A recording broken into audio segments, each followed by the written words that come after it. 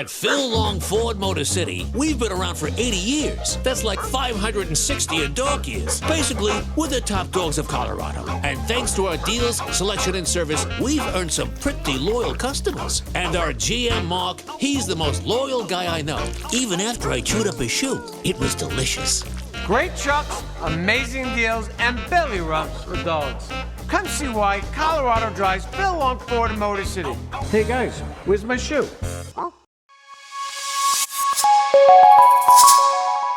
And then, my friends, time for a look at our extended forecast here. And I'm going to use upper level energy to take us through the weekend into early next week. I am Chief Meteorologist Matt Meister. Thanks for watching Peaks2Plains Weather. And where I've got the oranges and reds here is where there's more energy in the atmosphere. For the rest of the week, a couple little waves moving overhead. Not going to do too much to our weather here. But as we head toward Friday, see this kink in the flow here over the eastern United States and the red colors with that? That's a strong wave that's going to play a role in the weekend forecast for the eastern and southern United States again as they look to have another storm. And what I've got to figure out is the cold air that's driving that system, how far west does it come? And I have the edge of that air mass placed on here, and this actually isn't the surface representation. It's a little bit above the surface out across the eastern U.S., but it ends up being about or an approximation of what's happening at the surface in eastern Colorado. And you see that air staying off to the east. If you open the Peaks2Plains Weather App, it says for Friday, hey, here's the temp, I think, we're going to have, but it could be colder than that. It's something I'm watching. It's something that's certainly a possibility when there's this strong of a wave in the atmosphere. So that's the detail that I'm trying to give you, because if you just open up a default app or maybe some other app you have, you just get some number. It doesn't tell you that, hey, be aware of this as a possibility, which when you're predicting the future is the right thing to do. But that system's going to play a role over the eastern U.S., and they might have another mess on their hands for some areas for the second weekend in a row. We do have another wave in the northwest flow to watch for the weekend, but I think we're on the other end of the weather spectrum with our temperatures very comfortable. This is Colorado Springs here over the weekend.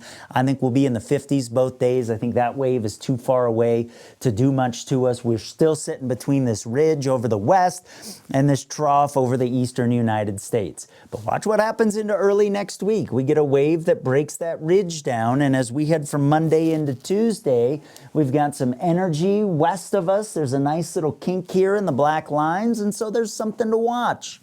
What we call a short wave diving at us. And if I put the model's representation of the clouds and precipitation on that, that's our next storm potential. Certainly for the mountains as we head into the back half of Monday, and really it's the Monday-Tuesday time frame that I'm watching for here. And you see this circle out across eastern Colorado? That's the computer model developing a circulation, and that's always interesting. It's a sign of strength. And if we were to get on the backside of this thing, maybe some strong wind. So if we were to have enough snow, could be some blowing snow. You see right now the computer model's kind of highlighting the Palmer Divide and the Raton Mesa. And so the temperatures with this aren't particularly cold, as it's actually picking up on some rain across the Arkansas River Valley. This is all detail that I can see and analyze right now, but do I think it's going to happen this way? It's a week away. I'm just trying to give you a heads up. Potential for our next storm late Monday into Tuesday of next week. Peaks2Plains Weather App talks about that and says I'll watch it over the next couple of days as we maybe start to hone in on a little bit of detail. And so you can see here on my extended forecast, I do have that potential in there. Again, watching Friday to maybe be a little bit cooler. Weekend looks nice, and late Monday into Tuesday, cold front comes in. Maybe we get some rain, maybe we get some snow. We need it over the mountains. Snowpack is something I've always got on the 24-hour channel, and that is still at historic lows even after the snow from last weekend. So yeah, we still need winter storms to move through southern Colorado, even though they can bring us some impacts when they do so.